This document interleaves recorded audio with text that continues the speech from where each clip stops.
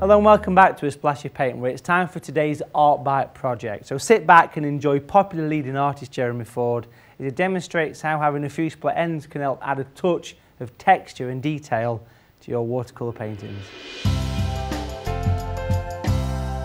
Today I'm going to show you a very useful technique called splitting a brush. You can do this with any round brush.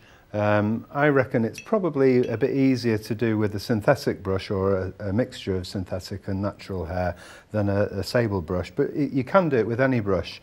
And this is particularly useful for grasses or twigs, fine twigs. So I'll mix a little bit of a grass colour and split the brush. Now, to do this with an ordinary brush, you want paint that's not very watery. So don't have a huge amount of paint on your brush to start with, or a huge amount of water rather in the mixture. Now if you can see my brush, as I push it right back on itself, the brush splits like that. Let's make that a little bit darker perhaps, a little bit more paint, and push the brush right back on itself. It won't do the brush any harm, it always springs back to its natural shape afterwards. So push the brush right back so that it splits right back on itself, and if it's too watery, it's the water that holds the bristles together, or the hairs together. And then for the grasses, you can see how the brush is split, and very, very lightly, very, very gently, with not much pressure, maybe slightly less dry, damp rather, you can get this effect of grasses. And I'll do it with twigs in a minute as well, very lightly, very gently. You could also use that for fur or hair, for example, you know, with different colours.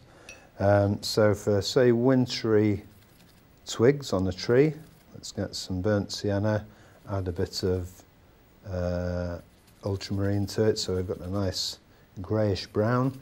Again, push the brush right back on itself, and a bit more right back on itself. Just getting the consistency of the paint right, and then you can shape your tree. You could do the branches first, or the main tree trunk first, and then the twigs. I'm doing the main twigs first, and then use the paint slightly less dry, a bit wetter. Now I can use the tip of the brush and join some of those twigs together to make my main tree. So that's splitting a brush to get the fine twigs, etc. And you can do that with any size brush as well. A round brush, I think a round brush is better than a square brush, for example. Let's just push that back on itself again, do the same thing, and get a few more fine twigs. So that's one way of doing it, and also with the grasses, same kind of thing. Split the brush like that. Another way of doing those fine twigs is to use the side of the brush, again using the paint not very wet.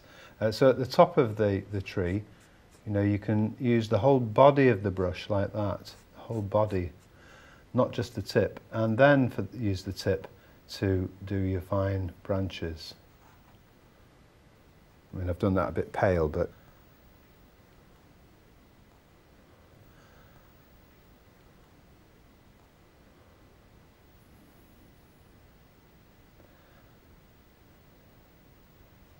so just to go over that again, that was using the side of the brush, the whole of the brush, not just the tip. So a damp brush, as you drag it downwards, it's almost dry, and that's quite good for winter foliage. And again, you could do that with grasses. You can also, instead of using a round brush, there is a brush that's already split, which is called a rake. This is the large rake, which is about 1/2 inch wide, or there's a smaller rake, and that's already split. You can probably see on the paper there. I'll use the large one, and for this you can use the paint quite a bit wetter. Again, we'll mix a grey for the branches, and because the brush is already split,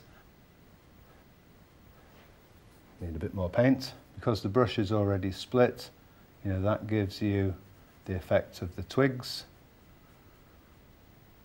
Got to perhaps overlap a few, slightly different angles. And similarly, it won't bother doing the rest of the tree because hopefully you get the picture. And there's the grasses as well, a bit wetter. So for a split brush you need drier paint. With a rake you can use the paint quite a bit wetter. And either of these is fine for grasses, twigs, fir, hair, anything like that. So I hope you found that useful.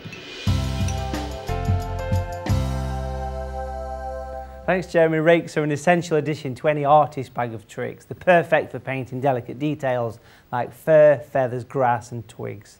Just remember not to overload your brush with too much paint. Right, it's time for me to show you a few simple brush strokes to help capture a wave breaking over a rock.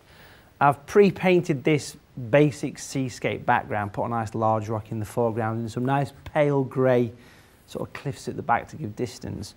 What I'm going to do is use some opaque white or some gouache. Opaque white is like gouache basically. It's a nice, strong, heavy white colour. And the way to use this is straight from the tube. Don't use white that's been in your palette for several days because it won't have the opacity to it, so it needs to be a good strong colour. First thing I want to do is actually use a tree and texture brush for this. This is the medium one. I'm going to clean it and take most of the water off so it's just damp. Just get a little bit of water there and then mix it in with the white in little sort of circular shapes and give it a bit of a stipple. I'm going to take some of the paint off. I don't want too much on the actual brush there. And I'm looking for a stippling effect. So you can practice on your palette, just gently tap and look for the individual splashing effect. And the more that you bang the brush down on your palette, the more it goes open. So you're looking for a nice spiky brush, something a bit like this there. And you can see how that's nice and open. Look at the angled edge on it. And I'm going to use a piece of card or paper with a straight edge and work around the shape of the rock, and imagine the waves coming in from whichever side suits you really, and then just gently tap in and you can see already how it's giving that random splash effect. This is quite literally a splashy paint, this one, and then I'm going to move it around for different areas, for different parts of the rock. Now if you've not got the tree brushes, you could always just be a bit careful and take more time with a normal round brush, sort of splay the hairs a little bit, but you can see how that works and it's quite an effective little trick because it gives detail to the foreground of a seascape. And if you start to lose the white, make sure that it's very thick paint and just a little bit of water, because one thing not to do is to have too much water with the white because it will disappear. There we go, we can see how that's working as I follow the rock across. Just going to continue with the shape. So it's almost like painting with an acrylic or an oil in some respects, using an opaque paint. Just going to come back to the starting point there and just do a little bit extra, a few extra splashes, because these things really do splash up. You can see how it's giving the effect there. What I'm going to do as well, clean the brush, and then use a rigger brush, which is a long, skinny, pointy brush, just to get that little bit of water on there. And I'm going to twist the brush through the white so I get the point on the end, so roll it through your fingers so you get that nice point on the end of the brush. And you get a few little sort of rivulets of water coming down over the top of the rocks as you get the splash. So try and follow the contour of it, try and imagine the contour. It's like little veins, almost like an upside down twig, a branch on a tree. It's the same kind of idea, and you can see how it runs over. That, I think, makes a huge difference. And it's also nice, if you need to, as well, just to put one or two little extra bits of dots on. Just sort of put your brush into sort of jitter mode and work around and dab and randomly spot every so often, adding a few little veins of water and a few splashes at the front there. You can see I'm adding a few little dots and things and a few horizontals as the water runs over the rock. Of course, you'll see a little bit of white in the water as well. You could use a masking fluid for this before, but it never quite looks the same for me as using the white paint. I don't use a lot of white paint, but it's very useful to have in your art box, and it's there if you need it. Or use your finger to dab some of those veins of water if you do them too strong. And I think pretty much that's just about all we need for that. It's all about keeping it simple. You might want to actually just clean that brush off and use a pale natural grey, which again is just a shadow colour. And at the point where it comes up from the rock, just put in a few little shadowed areas, because you would expect to see one or two darker splashes as opposed to lighter ones, because everything has shadows after all. So I'm just adding a few little bits of taps and a few extra areas just at the top there. So there you go, folks, a very simple but effective way of adding a bit of foreground interest to the seascapes. Okay folks, it's time for us to take a little break now, but join us in part 3 when Malcolm Cudmore returns with his coloured pencils to complete part 2 of today's tasty Try Your Hand At project. We'll see you right after the break.